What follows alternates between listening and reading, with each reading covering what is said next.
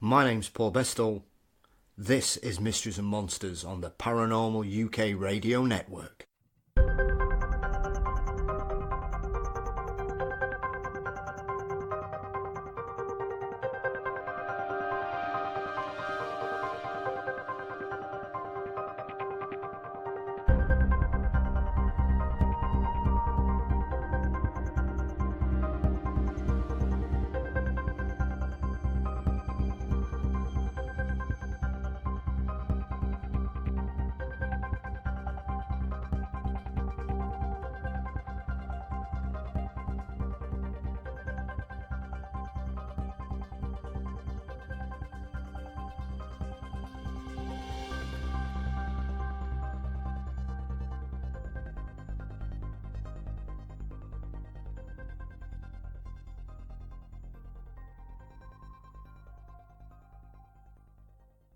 Welcome to Mysteries and Monsters. Firstly, I just wanted to say a big thank you to everyone who's downloaded an episode in August. We've easily had our best ever month across all platforms, and we're stunned by the response. It really means the world to us, and we hope you continue to enjoy the show. Thank you once again. My guest today is one of the most well-known and prodigious paranormal investigators in the UK. With over 40 years' experience investigating UFOs, chasing ghosts, and searching for Nessie, Malcolm Robinson will chase anything down to get to the truth. We have a great conversation about his career and discuss some notable cases from a variety of phenomena. Just before we dive in, don't forget you can follow us on Facebook, Podbean, subscribe to us on YouTube, and we're also on Twitter and Instagram as Mystery Monsters. Though on Instagram we're usually having meme wars with the ghost story guys, so if that's not your thing, we're probably not the best thing to follow. Right, now it's time for Malcolm Robinson. My guest today has been investigating strange phenomena for over 40 years and has turned his keen eye and sharp mind to a variety of Fortean subjects. From UFOs to the Loch Ness Monster, more ghosts and hauntings than you can shake a stick at, Malcolm Robinson is one of the UK's leading investigators and authors. Malcolm, welcome to Mysteries and Monsters today. Hello there, Paul. It's great to be a guest on your show. Thank you. Oh, my pleasure. Malcolm, I mean, as I touched on into the introduction there, you've been investigating these collections of weird events across the range of phenomena for what seems like decades. What was it that made you take the plunge to dive into these subjects and get involved? Well, basically, like I've said many times before, it's always been a fascination for me, all these things, you know, the ghosts, the poltergeists, UFOs. I grew up reading all the kind of fictional books on ghosts, and then as I progressed, I went, well, this is not what I wanted. You know, they're meant to be real, so I started buying books which claimed to contain real ghost stories. I started to read the works of Eric Van Daniken, and then I slowly but surely got myself embroiled in these wonderful subjects. But like I've said to many audiences when I give lectures, I was still very, very sceptical, Paul. I honestly felt there were no validity to any of these claims, and I was going to set out on a one-man crusade to try and disprove all these things. Yeah. But it's like anything else in life, you know, once you've actually spent the time, you've done the groundwork, you've spent nights in haunted houses, you've been out in the moors looking for UFOs, things slowly began to change. I began to realise that, yes, whilst there is a lot of rubbish out there, absolutely there is, absolutely. Within all that quagmire, within all that noise, if you like, there's still a semblance of some real factual cases which demand explanation. And I guess to answer your question, probably it would be, I mean, I had my own experiences as a child, which we can maybe talk about later. So those helped propel me along the road, so to speak. But for me, possibly to answer your question, it would certainly have to be the Bob Taylor incident in 1979. Prior to that incident, I had a fascination for Nessie, and we did a lot of family visits to Inverness and Loch Ness. And that also captivated my young inquiring mind. I mean, and it is today. One of my favourite books that I've written is all about Nessie, and I love that book because it really gets to grips with the enigma.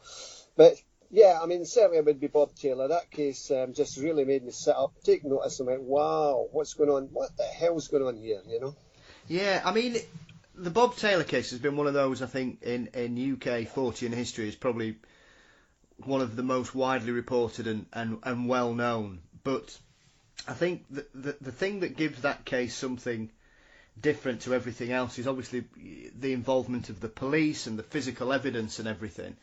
It's just a baffling case, regardless of which side of the fence you're on. It's just extremely peculiar that what happened to that gentleman on that particular day. It most certainly is, and I mean, it's 40 years old this November, and I mean, I don't really like talking about the case these days, but I keep getting asked, and because ufology should be all about being new cases. We want to hear new cases. Yeah. But the lovely Chris Evers asked me to do this talk at the in Pontefract for the Outer Limits conference, and because it now has some new theories, I felt it okay. Let's talk about it because it's adding, we're adding to it all the time. As the years roll by, people come up with new answers, explanations, and I suppose that the British public have a right to see how things have changed. But it's not.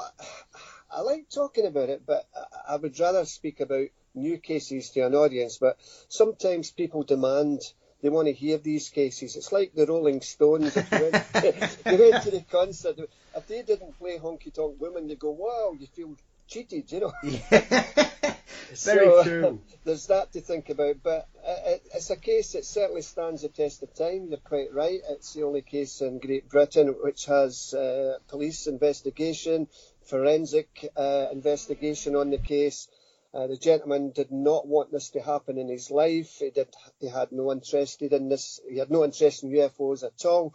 And yet, on that morning of November the 9th, 1979, his whole world was thrown upside down as he just walked into a scenario which was totally, and let's be honest about it, it was totally out of this world, and it was incredible. Yeah, I mean, the one thing that always struck me about Bob and his wife was that they were very down to earth, salt of the earth people. They were, they weren't prone to flights of fantasy. They had no real interest in, as you say, in this subject whatsoever. And I always find stories that involve people who have zero interest in ufology or anything of that matter rather more compelling, I think, because of their innate scepticism to the whole. They had zero interest in any of that subject. Yeah, that's very true, and a lot of people will just be suddenly thrown into this scenario. That they're not looking for it in their life, and there's many cases worldwide of people out for a late night drive or just walking in the woods or whatever, and just encountering things that they didn't expect. Bob was just an ordinary guy. He served over in France with the British Army. He was a tank driver during the war. He was over in France in D-Day 5. He liberated Belsen concentration camp, and after the war he settled a wee place called Pitlochry in Scotland, after which he moved to Livingston Newtown in 1964. He became a foreman forestry worker there. And all he wanted really was just his pint, down the bowling club, read the paper, go out with his mates. UFOs, what a load of rubbish. Who believes in that stuff? And yet, as I say, his life changed. But for those listeners, and I'm sure there's not many, but for those listeners who don't know the story, on the morning of November the 9th, he was walking down a forestry path, and his job was to ensure that no cattle or sheep strayed into the woods, got lost. And as he walked down the path, he came upon a clearing in the woods, and there he saw, probably about 50 to 100 feet in the air above this area, a dome-shaped craft with a flange going around its perimeter. Coming up from the flange was cross-like projections the object, whatever it was, started to disappear and reappear, disappear, reappear. He could see the young trees in the background. His dog was frantically barking because he had his dog with him that day, barking at this object, and then suddenly what resembled 2 Second World War sea mines descended from beneath this craft, whatever it was, hit the ground and rolled towards him and stopped and projected these rod-like projections on his trousers, pulling him very, very forcibly towards this larger object. And he remembers a horrible smell in the area, burning, pervading smell, like burning brake linings. There was a swishing sound in the air, and he lost consciousness. When he regained consciousness, the larger object was gone, the smaller objects were gone, and there were over 40 depressions, marks in the grass. He managed to struggle to his pickup truck. He tried to radio base. He couldn't because he had lost his voice. His throat was very dry. His trousers were torn. His clothes were muddy. He had a nasty graze on his forehead and under his chin. He had to walk back to the little village of Deans, which is near Livingston, as he had reversed his truck into a ditch, couldn't get it out. And his wife, when she saw him, went, "My God, Bob, what have you done? Look at you. You're all muddy. Your clothes are torn." Yeah. And to cut a very long story short, they called the family doctor. Because it was an assault, the police became involved. They fenced off the area. And the forensic chaps investigated the trousers. And a lovely guy by the name of Lester Knibb, he said that these trousers were not ripped by any forest debris like sharp twigs, sharp stones, barbed wire. They were pulled upwards in a mechanical manner. And it's a case, as I say, it stands the test of time. Absolutely. I mean, for me, it was quite exciting, Malcolm, when you produced, because obviously you are now the guardian of those trousers, and I was absolutely taken. As strange as it sounds to be that excited about a pair of trousers, it was quite a weird situation to be able to actually physically hold something that has gone down in the annals of British ufology history. They're in remarkable condition, to say how old they are and what happened to them, and the fact that they'd been examined by the police.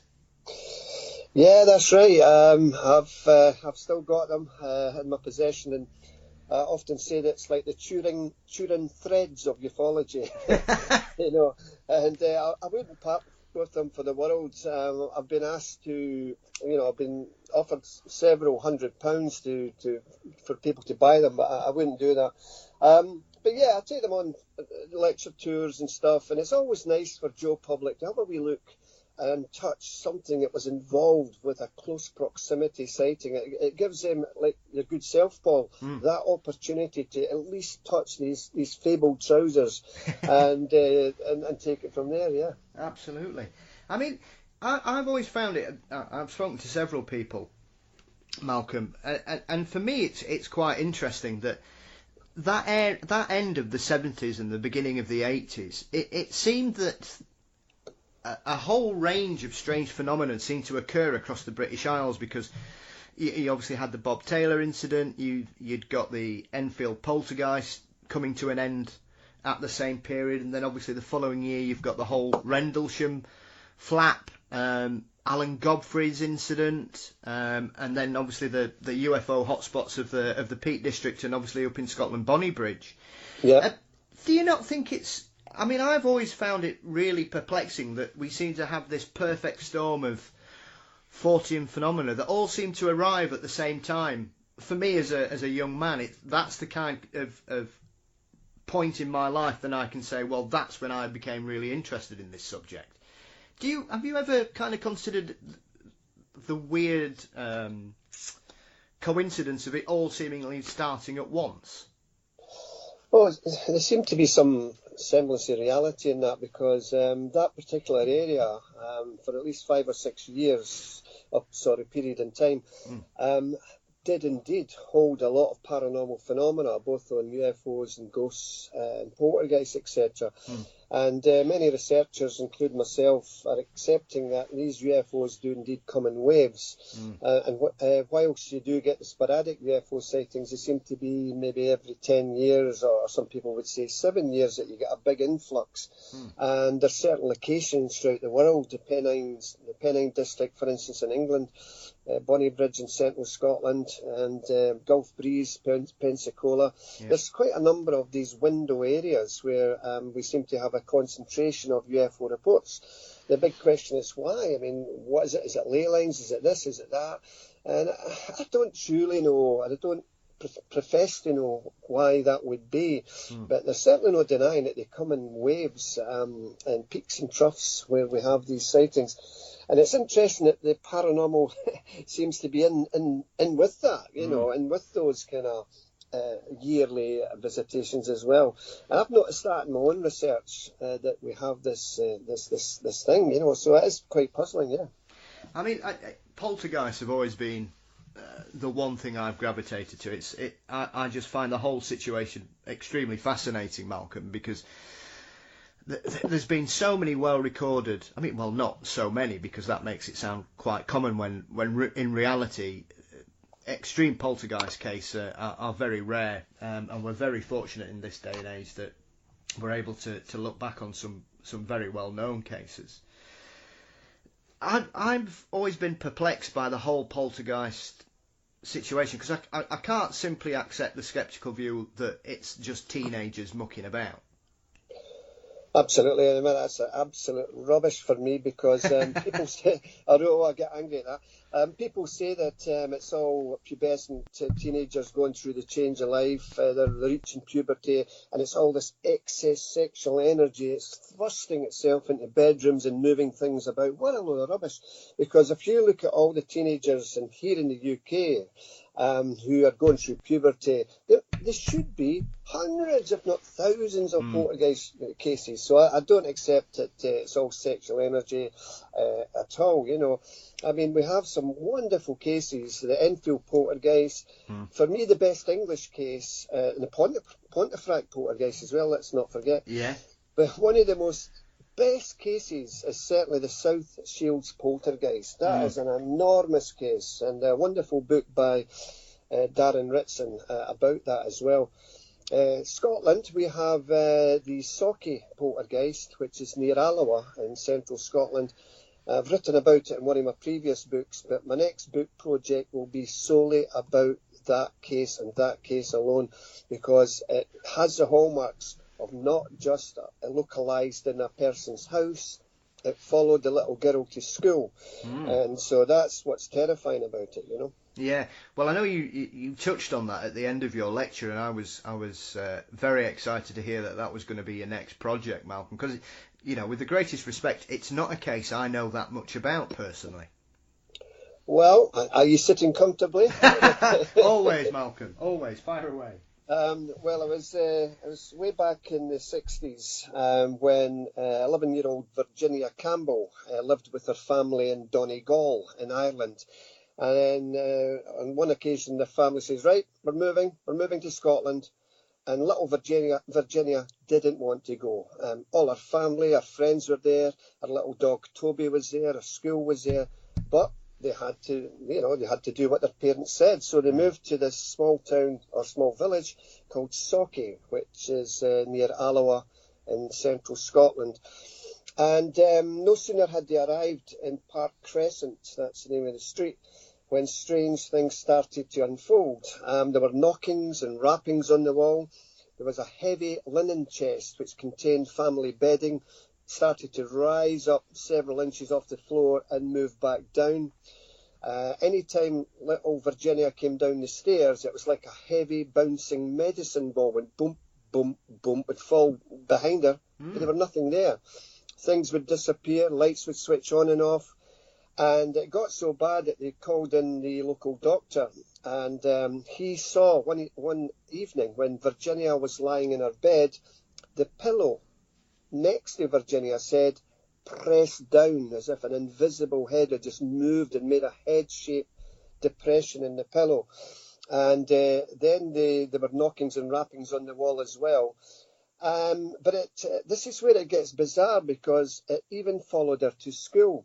And on one occasion, and back in the 1960s, the classrooms were over 50 kids were in a class.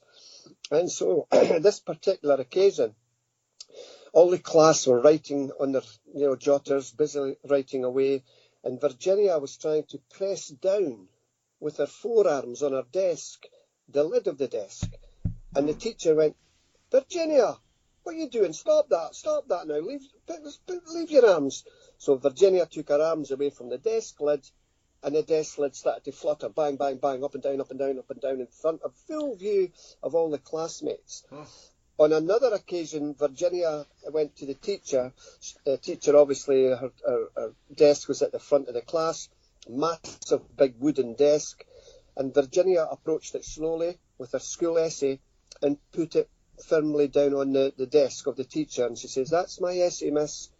And just then, a big cane, because back in the 1960s we had the blackboard and a school cane, was lying flat on the table. It started to vibrate, and then it started to stand up, thump, thump, thump, thump down on the table.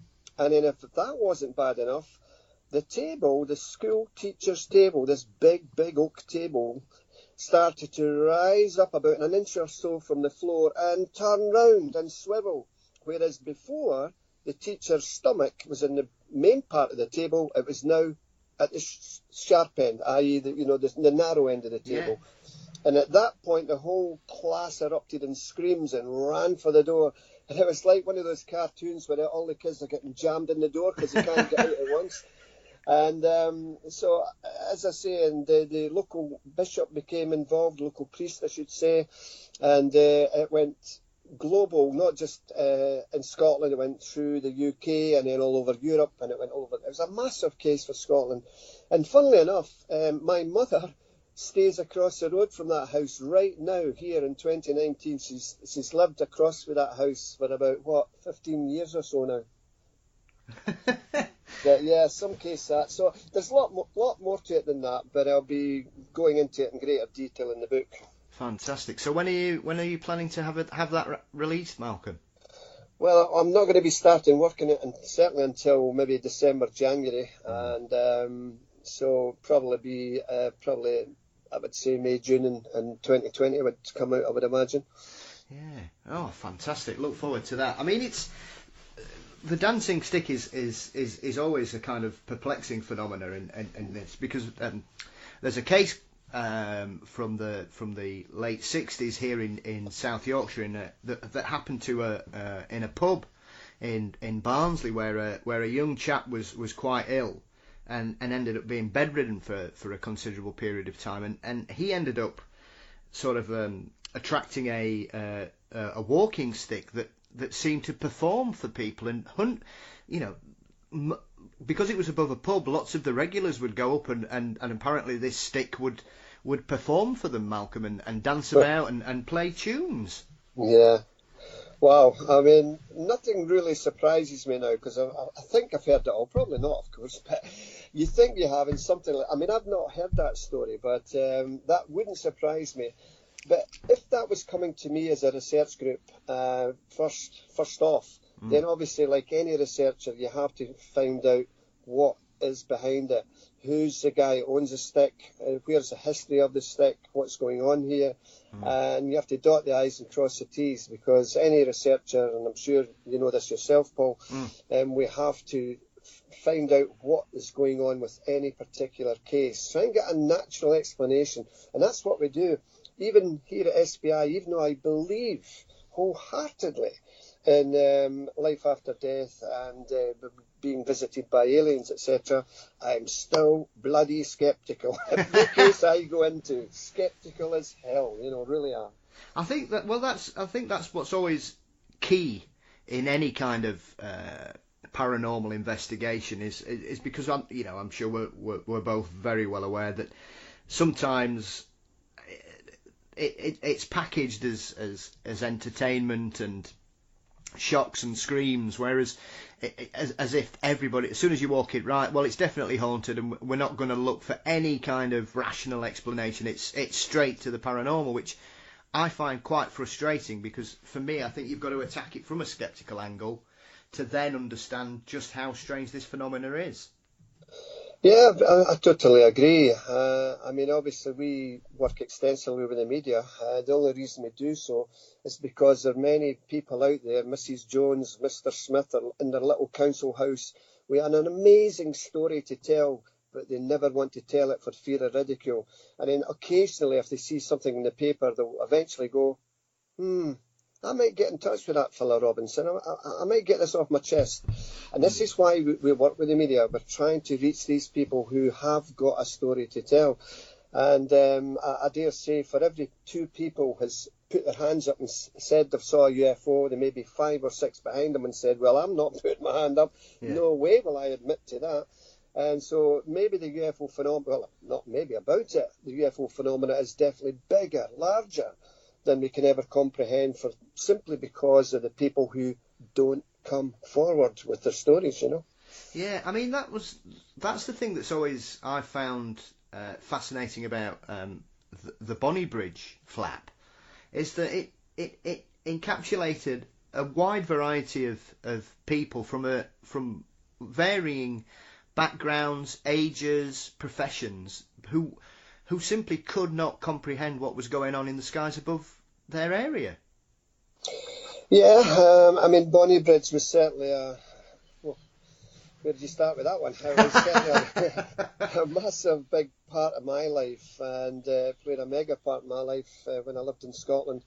And it was pleasing to know that it was dealt with not just by me, of course, but by a local councillor by the name of Billy Buchanan. And his constituents were coming to him saying, look, nothing to do with a broken fence, nothing to do with a burst water main, but we've seen things in the sky, and we need someone to really take us seriously. And rather than scoff, Billy recognised, well, he knew some of these local guys. He went, they're not telling me lies.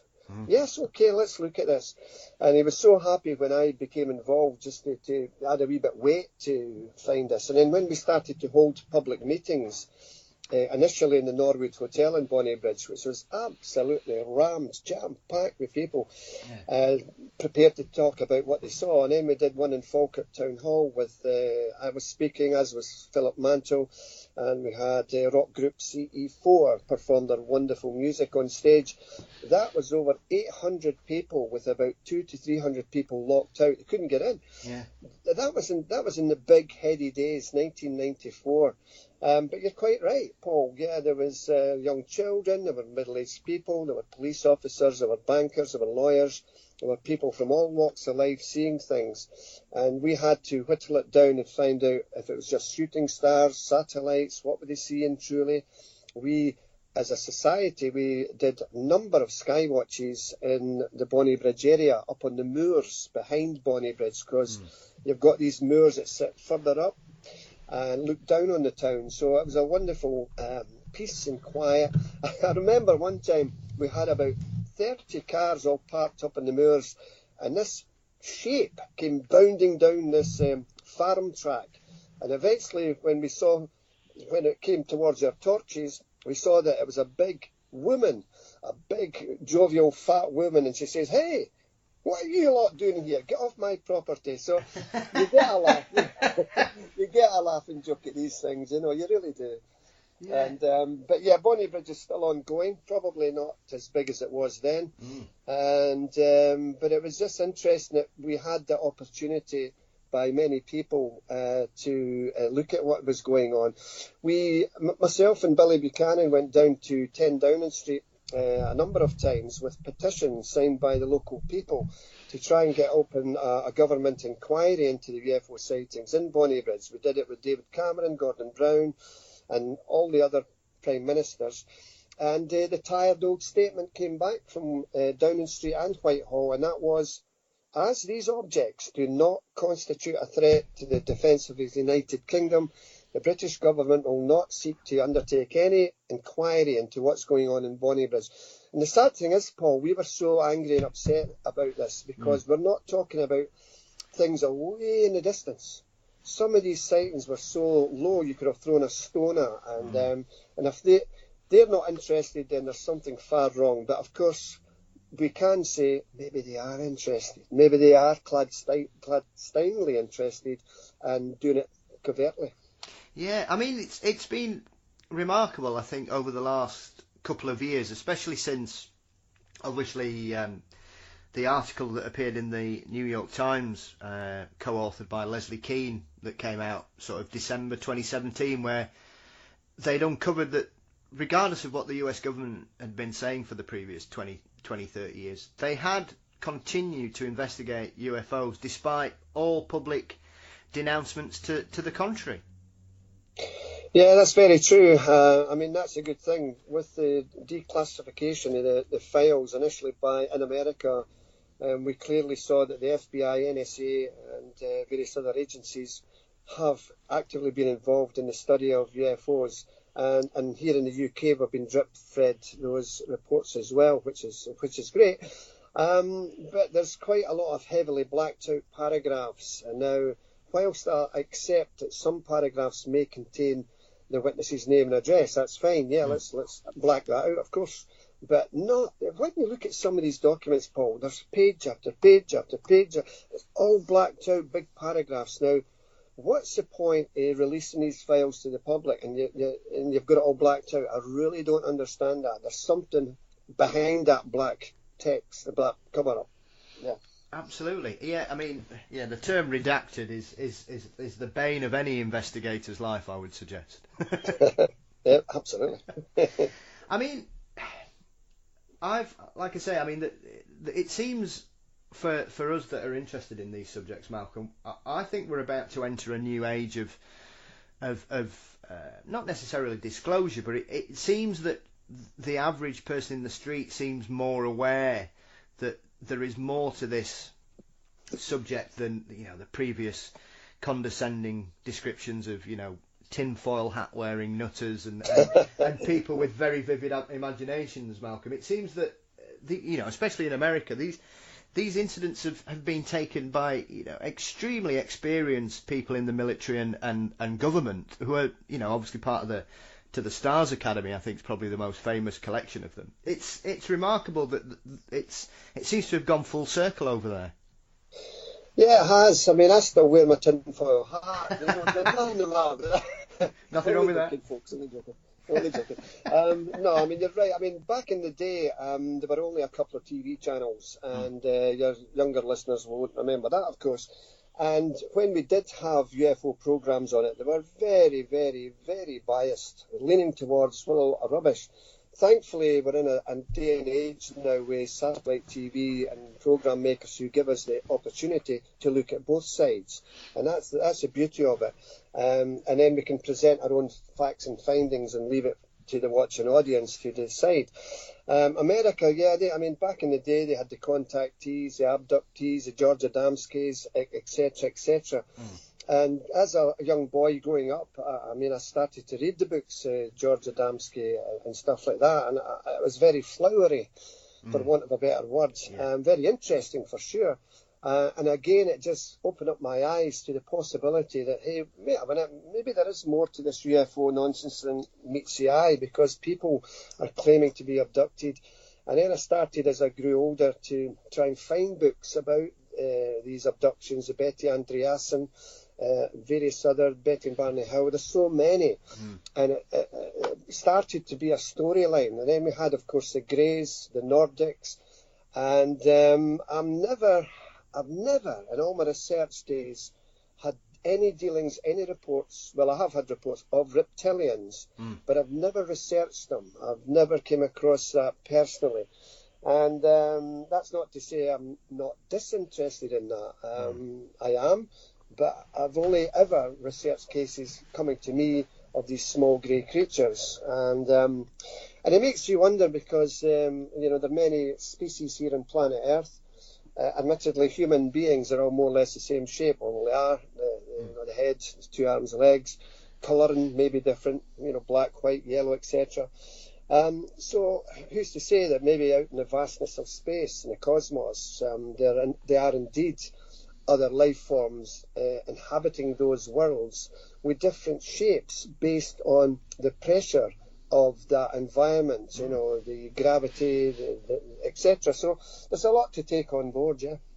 Yeah, absolutely. I mean, if you consider the acceptance that the vast size of the universe and the wide variety of scientific and chemical situations out there, it seems implausible that if we have got populations of aliens out there, that they all transcend or fit into what we accept life to look like, Malcolm. Yeah, absolutely. I mean, people say to me, well, I really don't believe in UFOs, there's no real any substance to it. And I'll say, okay, you're entitled to your views. How did you reach your views? Did you study extensively over 20 years? And then they generally say, no, I just think it's rubbish. And it annoys me, because it is a minefield out there. There's so much disinformation out there. And when we had the press club, the disclosure back in the early 2000s, when we had all these military personnel, the Air Force, the military, the Navy, and they all sat and they all put their hand up and they says, you know what, here's what I saw. And I went, yes, here we go, this is it. And it was yesterday's news. It's like turning over a page of a newspaper. It was gone, forgotten. It didn't make the big splash that people like me and others thought it would do. And, I mean, is disclosure coming now? Is it going to come in the next 5 to 10 years? I really don't know. There is an agenda for sure behind these wee buggers, these wee greys. And I truly don't know what it is. And I've said many times on stage to audiences that if they are collecting genetic material like sperm, ova, etc., then they've been doing it now for over 50, 60 years. Surely they've got enough genetic material to repopulate any dying planet. It sounds bizarre. Yeah, it is. It does seem to suggest, perhaps have they been extremely careless with it and lost it, or because, like you say, surely there comes a point where they've probed as many people as they need. I mean, how much more do they need to know? Yeah, I mean, that's true. I mean, the other avenue of thought is maybe that it's not so much the genetic material, it's maybe they're trying to understand what is the makeup of our soul. I've heard that from some researchers. Maybe they're looking at the soul simply because they don't have them. It's all speculative. There is no, at the moment, any true answers. For me as a researcher, all I can safely say is, for me personally, the evidence that I've amassed, researched, investigated and thrown away, etc., clearly shows to me that we are dealing with a non-human agency. It's always been with us through time immemorial. We see it in the Renaissance paintings, we see it in rock carvings in Australia, etc., etc. So it's always been with us. And I've said to audiences before, for me, just me, I don't think we had help building the pyramids. We don't give enough credence to our fellow man. He had no TVs, he had no cars, he just had himself and the lay of the land and his knowledge how to work the land, etc. I might be wrong, maybe they did, but for me I can't see any alien technologies giving us a wee hand up on that.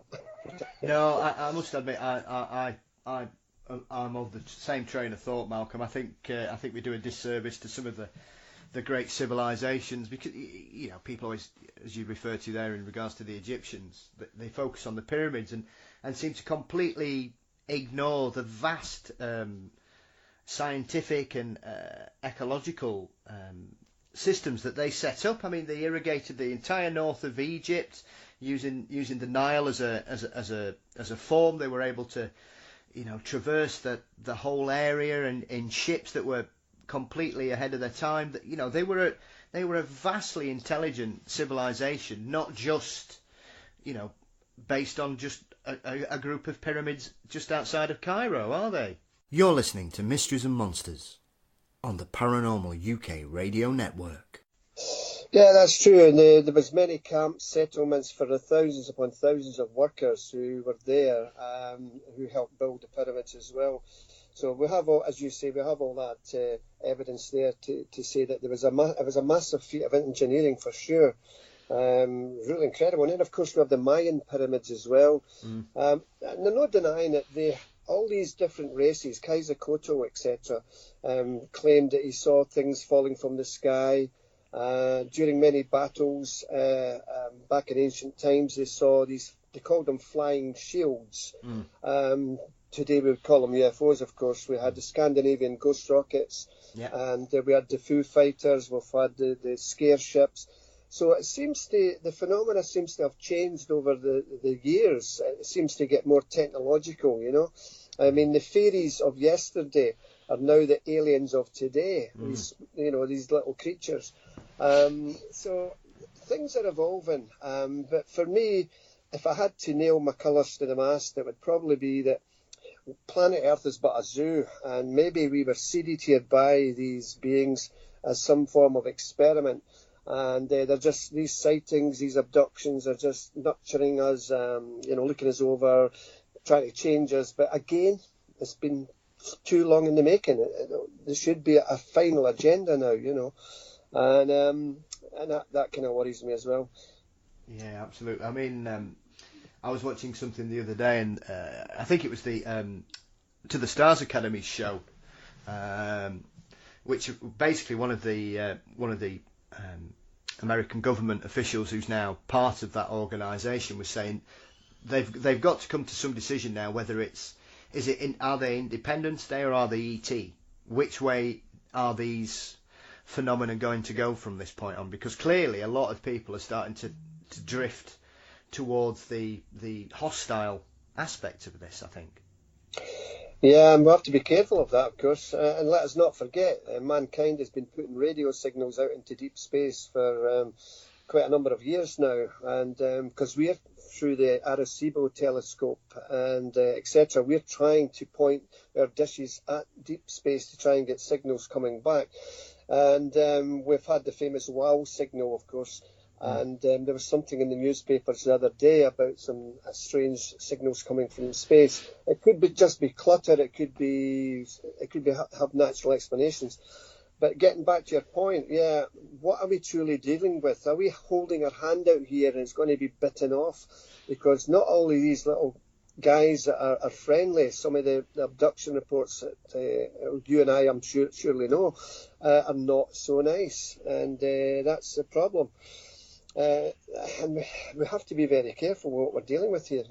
Yeah, I mean, Stephen Hawking famously said, you know, he thought it was probably the worst thing we could possibly do was to basically, you know, put our hands up and go, hello, here we are, come and see us, because he just said you've no idea what you're encouraging to come. Yeah, I mean, when mankind back in the early days went over to Australia, the Brits went over to Australia. They colonised and treated the Aborigines very, very, very badly. When we went into the Amazon rainforest about 50 years ago, we met these tribes and changed basically their lifestyle. They're going about drinking Coca-Cola now and wearing, you know, Nirvana T-shirts. So we've impacted on their culture. So it would be interesting to find out what if, well, it would be a change. I was going to say, what if anything happened if they said they were here? Of course, there would be massive changes. We look at the Christianity, we look at the church, we look at religion. How would that change religion as well? And would they, you know, destroy cities, or would they just give us medicine to cure cancer, etc., etc.? It's a potpourri of speculation, but there certainly would be a massive change. Would it be swinging to the left or swing to the right of how good that would be for mankind? That's open to question. Yeah, I mean, it is. I've always found that weirdly. It's part of humanity's arrogance, I think, Malcolm, especially when you talk about some of these remote tribes in, you know, still in the Amazon basin and things. As people seem to think that these people want us to come and flog them crap, you know, and for me, you know, these people have clearly been there for hundreds of thousands of years with little need for the outside world. It baffles me as to why people feel the need to harass these people more than anything. Yeah, that's just typical mankind, and we do it to our own selves, i.e. Hitler invading Poland, Czechoslovakia. Mankind, as we all know, is a nasty son of a bitch, Yeah. and there doesn't appear to be any stopping the desire to control other people. I don't think that'll ever happen, you know, sadly. I wish it did. Wouldn't it be great to live in a world where everybody gets on? I mean, knife crime in the UK is rising. Where the dwindling police force resources they're taking police officers off the street. Okay, that's going down a different avenue now, but you can see that right now, you know, things are changing with society, etc. But we'll always have a UFO phenomenon. Absolutely, absolutely. I mean, obviously at the moment, probably the most notable window area, as they're known, is obviously what's going on the east coast of England. That Paul Sinclair and Bob Brown are involved with. For me, I think it's quite interesting because, you know, as we touched on earlier on with some of the flap areas that we've had in the past in the UK, Malcolm, it seems to have been probably the most well-recorded window that we've had over a considerable period of time, because Paul's on the ground and he's doing this as it happens, as it were. Yeah, I totally agree. I mean, what Paul Sinclair and Bob Brown's doing right now in that area is truly tremendous. I mean, there's clearly some form of flap going on there. There's a phenomena occurring there, and I think we should be there. You know, people like your good self and me and other researchers should be there having a wee look at this as well. But clearly, the phenomena that's ongoing in that area deserves more attention. Certainly deserves more media attention to wake up the people who scoff at these matters. I've attended a couple of Paul's lectures in the past where he's talked about these things, and you can clearly see that this is real. Yeah. It's a genuine phenomena. It's not wishy-washy. It not could be, maybe. It's none of those things. It's something as yet unknown, and I look forward to finding out where all this ends, if it ever does. Yeah, I mean, there's a lot of it that's reminiscent for me of a couple of other areas where we've had a whole range of paranormal phenomenon. It's not just UFOs. You know, you think of perhaps in the States, Bridgewater Triangle's probably a very well-known window area where you've had a whole range of phenomena, both on the ground. You know, you've got hauntings, you've got alleged cryptid sightings, as well as strange lights in the sky. And it seems to be a very similar thing to that, and as well as, you know, what was going on at Point Pleasant, which John Keel wrote about. It's very reminiscent of those two particular areas for me, Malcolm. Yeah, definitely. There is a lot of similarities in the cases you spoke about. Certainly the Point Pleasant Mothman sightings that John Keel wrote about were quite perplexing as well. And I think Jonathan Downes speaks about a kind of owl man or something he already has done in past years. So there is some strange creatures ongoing here in the United Kingdom. And I mean, obviously we have Nessie, of course. And what we have to bear in mind is that there's many species of insects and animals being discovered on a regular basis here on planet Earth. So that, you know, frogs, insects, new species are being found every day. So people shouldn't scoff at these things being found. And I'm referring, of course, to these lake monsters, loch monsters. I'm not saying there's any remnants from the Jurassic or Triassic period, not at all. But clearly there's something in Loch Ness and Loch Morar and Ogopogo in Canada, another Lake Okanagan. Yeah. There's a number of these areas. And people, getting back to this point again, people have speculated, well, maybe, just maybe, it's not a flesh and blood creature. It could be some thought form or some ghost or something, you know, that's just suddenly appearing. Because when we look back at the Bob Taylor UFO, it disappeared, it reappeared, it disappeared, it reappeared. So maybe there's something going on there that Bigfoot, Sasquatch, they may not necessarily be flesh and blood creatures. And yes, I admit there are footprints in the snow, but they could be something else entirely. And that's the fascination, that's the wonderful thing about being a researcher, is because we try to look straight. We should look left and right and above the box and over the box. And I don't think we do enough looking over that box to see what's in the corner. Sometimes we just, as human beings, we think it's just so straight-laced, but it's not all the time. It's maybe in a totally direction of what we think it is. Yeah. I mean, obviously as well, I've fortunately spoken to a lady called Katie Elizabeth who essentially is living at Lake Champlain in New York State, because she's relentless in her search for their lake monster Champ. Oh yes, yes. And she's ended up just in the last week or so capturing some really interesting sonar images, because she's out on the lake as often as she can, and it's caused quite a flap because she's clearly caught something rather large underwater. Wow.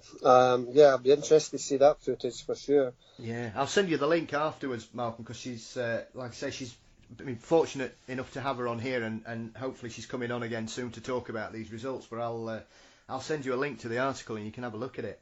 Yeah, definitely. So, obviously, as we've mentioned, Nessie is probably the most famous lake monster in the world, and we're currently all waiting with bated breath this result of these DNA tests that have been continually mentioned over the last few months. Have you any sort of thoughts in regards to the whole Nessie phenomenon, Malcolm, as a cultural phenomenon, or do you honestly think that there is a lot more to it than it's just a way of dragging people to the north of Scotland? Well, it certainly does that as well. I mean, let us not forget, people can make money out of anything. We have Elvis Presley Boulevard, where it's just a lot of trinket rubbish up and down this boulevard before you get to Gracelands. There's various locations starting to make money out of various phenomena, and we're talking phenomena here. And I guess Loch Ness, to a degree, is not any different. Admittedly, we have a lot of trinket shops, etc., selling Nessie souvenirs across, surrounding Loch Ness, at Drumnadrochit, at Fort Augustus as well. And fair play, at the end of the day, people have to make a living. And but getting back to the gutsy part of Loch Ness, for me as a researcher, going up with this as a wee boy, visiting, it's one of my favourite places on this planet. I just love the atmosphere and mood of being at Loch Ness. And I do honestly believe that we're dealing not, of course, with one. That'd be silly. We're dealing with at least 6, possibly more, objects, creatures, call them what you will, in excess of 30 feet. And the best evidence for Nessie is sonar evidence. And back in 1987, Operation Deep Scan, that was a flotilla of about a dozen or more small boats, fishing vessels. Well, not so much fishing vessels, just normally little boats with the best sonar evidence or sonar devices on each of these vessels. They traversed the loch up and down for a number of days, and they managed to capture about half a dozen strong sonar contacts, which were not a grouped shoal of fish. The problem we have at Loch Ness is many people come over from various parts of the world for about 5 minutes, and they're driving along the road, and look, and all it is a standing wave. We have a number of boats traversing the loch, going south and going north, and when the bow of that boat creates a standing wave, it meets the other standing wave of the other boat, and you have this what appears to be a big hump or several humps. And it looks absolutely, yes, of course, it looks very strange and bizarre, and it looks like the back of a creature, but it's not. And so people are more probably misguided at Loch Ness than UFOs or ghosts. And I've never said that before, but I think there are more people fooled by the various weather conditions, wind phenomena, things happening on the loch than any other phenomena we're dealing with. And as you know, I was very fortunate to go down in the Loch Ness submarine back in 1994. We went to a depth of just under 500 feet, and that was an experience I'll never forget. It was wonderful. It was great. Yeah. I mean, I've been fortunate enough to visit Loch Ness, Malcolm, a few years ago. And it is just an incredibly beautiful part of the United Kingdom. Anyway, I was lucky enough that it was during the heat wave of 2003. So The weather was absolutely fabulous, and it was Yeah. just it was like. As the saying goes, it was a picture postcard scene. It was just jaw-droppingly beautiful, regardless of all, the Nessie phenomenon. The whole area itself, it's just a fabulous place to go and spend some time. I found it quite therapeutic, actually. Yeah, I mean, I've been there many times, and as a young boy and then a teenager, I interviewed a number of witnesses who live around the loch. I'll give you a couple of quick, for instances. Interviewed Father Gregory Brucey from the Benedictine Abbey at Fort Augustus. Well, it was an abbey then, it's not now. They've turned it into flats, sadly. Now, this is a man of the cloth. Now, obviously, police officers can lie.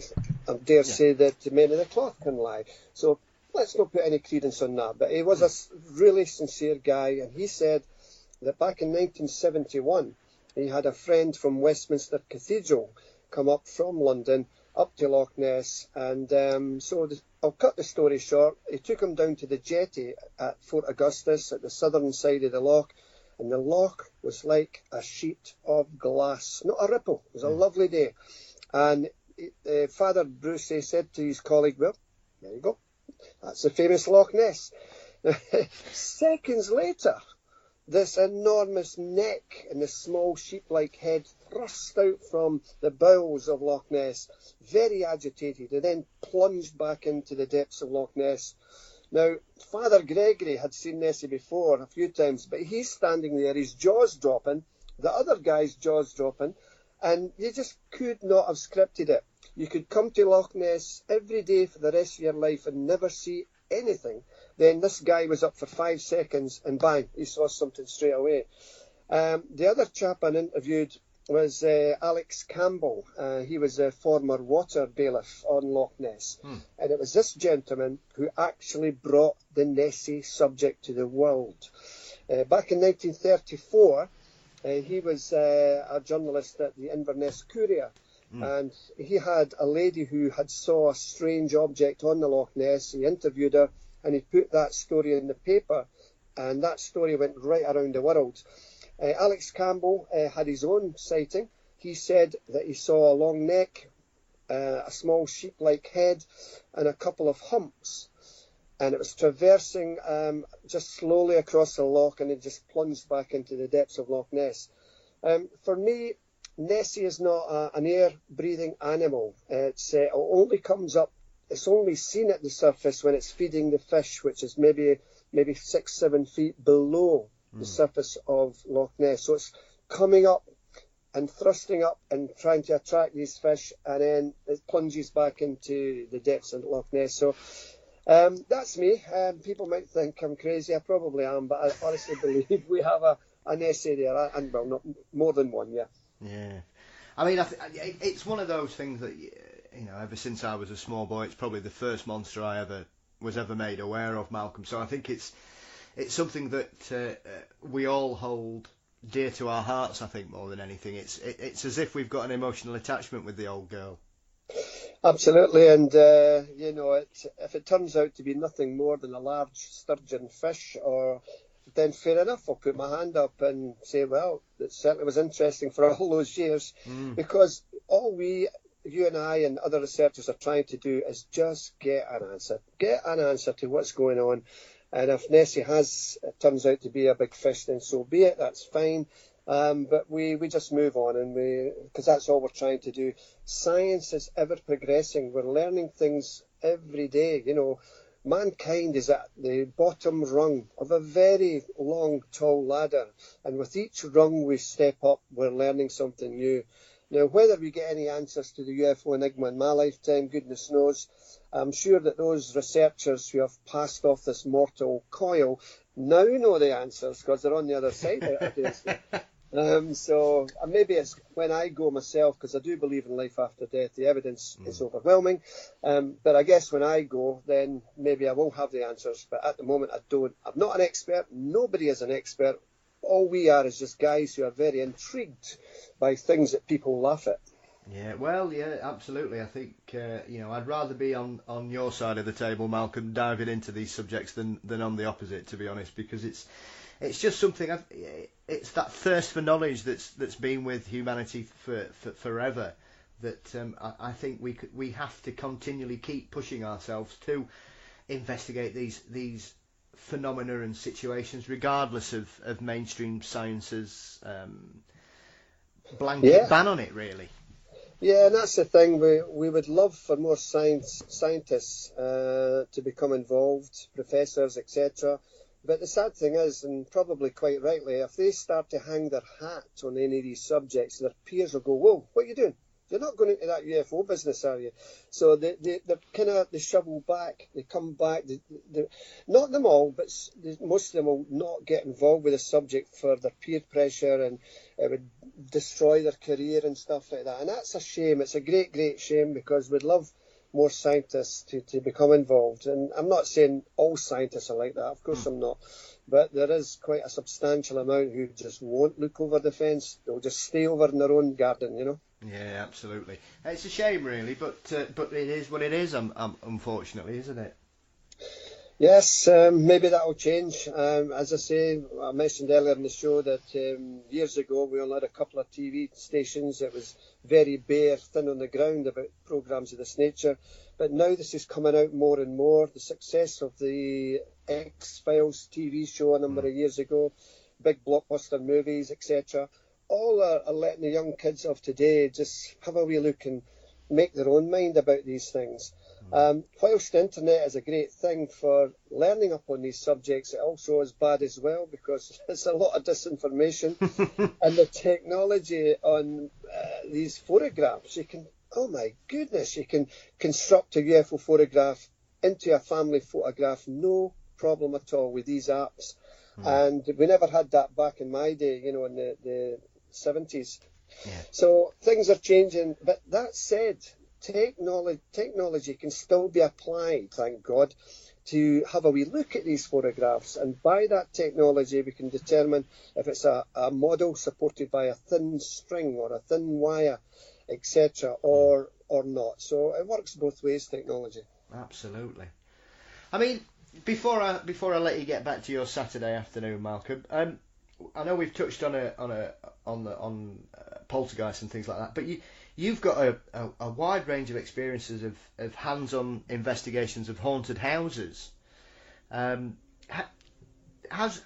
anything have you witnessed things that just absolutely blew your mind in regards to the hauntings? Absolutely, and only because I put myself in that ballpark. And it's like, if you go to the UFO hotspots, you'll see, fingers crossed, you might see something there, but at least you're putting yourself into that arena. I've said many times on different radio shows, I have had my own experiences. I'll be very brief. I'll give you just but two. Probably the biggest one, and the one that really, really shocked me. You may know it, Paul, but maybe some of your listeners don't. I was asked by a lady to come to her home, and because strange things were happening, and would I like to see ghosts? What a silly thing to say to me, but wasn't going to turn that down. So, cut a long story short, we went to her house in Chingford, and she took me upstairs, and she took me into one of the little bedrooms, and there was a small wooden dresser thing, only about maybe a couple of feet high, and it had glass shelves on it. And lying on those glass shelves were rings, coins, with little tags on it. And I says, "What's that?" "Oh, that's apports, Malcolm. These are things that fell into the seance room, and when you pick them up, they're very hot. And we've been collecting them, Malcolm, for a good year or so now." Then she took us into the back bedroom, where a visiting psychic was... Do you know this story, Paul, by the way? No, I don't. No? Okay.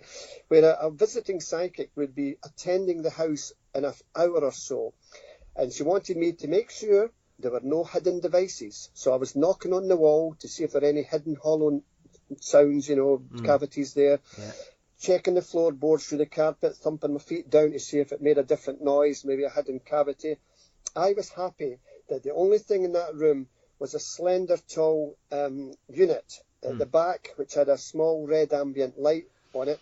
There was a small chest of drawers, which was next to this curtain. There was a black curtain going from one corner of the room to the other, just in the corner of the room. Behind that was a chair. Anyway, cutting a long story short, the visiting medium came up. He introduced himself. He was going to go into trance that night. So I said, is it okay to pat you down? Make sure you're not hiding anything, any tricks. Yep. And so I patted him down. I was happy. Yep, nothing's there. He sat back in his chair. We pulled the curtain over, and you could see his white socks. He had taken his shoes off. They were sticking under the curtain. And with myself, there were 3 other people sitting next to me in chairs facing that black curtain, which he was behind. And then the lady of the house put the lights out. Our eyes got accustomed to the small red ambient light, which was behind us on another unit. Yeah. And then suddenly all these little bells, these little silver bells, small bells that was tacked onto the wall, started to ring as if somebody was shaking them. And then all these voices, male, female, young, old, bang, bang, bang, bang, bang. Sounds coming from all over the room, from near your ear, from under your chin, from under your chair, from above your head. Wow. And I turned round thinking somebody is doing a great job of throwing their voice. Who is it? Now, even though the main light was off in this back bedroom, with that red light, you could still see the silhouettes of the people sitting next to you. So it wasn't pitch dark. Yeah. And as far as I could make out, I didn't see anybody's jaw moving or anybody making these. But it was silly anyway, because it was right next to my right ear and under the chair, everything. Yeah. And then suddenly, this face moulded into the very fabric of this curtain and pushed itself out into the part in the middle of the room. And you could see the nose, the bridge of the forehead, the chin. What a fright I got, Paul. I mean, I'm going... Now, if he was doing this with a telescopic rod and any props, his feet were still planted on the floor. Yeah. Then that came back. And then suddenly the small chest of drawers, which was sitting next to the curtain, started to vibrate. Then it came up from the floor, floated up from the floor, right up towards the ceiling, stopped, and moved across towards me, came down and sat on my toes. Now, there were no wires, no trapdoors, no nothing. I saw that come over, and I really did get a fright. And then this voice, and it all sounds Hollywood, it all sounds crazy, but this voice boomed out across the room. Was Mr. Robinson impressed by this? And it's so crazy, you know. And I said to this imaginary voice, or wherever this voice was coming from, I'd be more impressed if you took it back. Yeah. So I did the cardinal sin, Paul. You should never, ever, ever interact or stop psychic phenomena from happening. More so if you have a psychic who's building this up for it to happen. Yeah. So I got my finger on my right hand and hooked it under the top lid of the small 3 chest of drawers. Yeah. And I said to myself, you are, my friend, are going nowhere. Yeah. Okay, on you go. Take it away. Come on. And nothing happened for the first couple of minutes or so. And I went, it's not going to go. And then suddenly, you know what's coming. Suddenly, the pressure, the tremendous pressure of a pull of a tug from this little chest of drawers on my finger was immense. Yeah. Nobody to the left was there. Nobody to the right of it was there. Nobody was standing pulling this. Nobody. And then suddenly I just couldn't hold it back any longer. And my finger just fell away. The chest of drawers rose up into the air of into this room, went away back to the far wall and just sat gently down on the floor. And at that point, Paul, a tremendous cold wind pervaded the whole of that room. And it was like as if previously you were maybe lying with just your trunks on a Jamaican beach enjoying the sun, and then a big hand comes out of the sky and throws you into these big industrial freezers. That's how cold it got. Oh. Freezing. I blew out into the air, and you could see your breath, freezing up more or less. It was that cold. And I'll never forget that. Lots of other things happened that night. And that is one of the most incredible things I've ever seen. Now, sadly, and the skeptics will love this, did I have any evidence? No, I didn't. The lady of the house refused to have my cameras in, my audio equipment in, and that is a lovely story, but no backup, none whatsoever, other than a story. Incredible, really. I mean, like you say, when you witness something as peculiar as that, even the opportunity of fakery seems to be quite difficult when you're talking about the moving of such an object in a confined space, Malcolm. Yeah, I mean, let's not forget the fact that we have some very, very talented magicians out there, Darren Brown, the illusions, etc. And some of these illusions are terrific. So I'm not so stupid and naive to think that it wasn't some trickery going on here. But if it was, Paul, it was the best I've ever seen, mate. I'll tell you that. Brilliant, fantastic. Well, I think that's a fantastic part to let you go, Malcolm. So, thank you again for spending some time with me talking about your career and some cases today. Where can everybody find your books and follow your further investigations, Malcolm? Well, I'm on Facebook, and all my books are on Amazon and also Lulu. So if you check out Malcolm Robinson on Amazon, you'll see some of my titles. I've now written 7 books, I believe. Paranormal Case Files of Great Britain, Volumes 1, 2 and 3. UFO Case Files of Scotland, Volumes 1 and 2. The Monsters of Loch Ness, The History and the Mystery. The Decmont Woods UFO Incident. So, you'll find them on Amazon. And I'm happy to hear from any of your listeners who have their own stories to tell. We'll treat it in confidence and you will get a reply. Fantastic. And are you still at the... is it Malky, S.P.I at yahoo.com, your email, if they want to drop you a line, Malcolm? That's the one. Yes, that's the one, Paul, yeah. Perfect. Well, listen, thank you again today. It's been a fascinating opportunity to chat with someone I've got a lot of respect for as yourself, Malcolm, and I was blown away by your lecture at the Outer Limits conference, and I know you were saying on Facebook the other day what's been your favourite conference ever, and obviously that so far is mine because it was my first. So so everything's got a high bar after some of the speakers and the talks we had that day. It was a fantastic day. Yeah, well, Chris Evers should have his own award because he puts a lot into this. It's just a shame we didn't have Calvin Parker there due to ill health. But he's got a lot of good ideas for next year, and I hope they all come through. But he certainly is a wonderful character, as Chris. And as are a lot of people who put on these lectures, because at the end of the day, whilst, again, you can get it on the internet, it's nice to just sit down and listen to the speakers of today about these wonderful subjects. It's great. And the chit-chat afterwards, Paul, is even better. Absolutely. Better.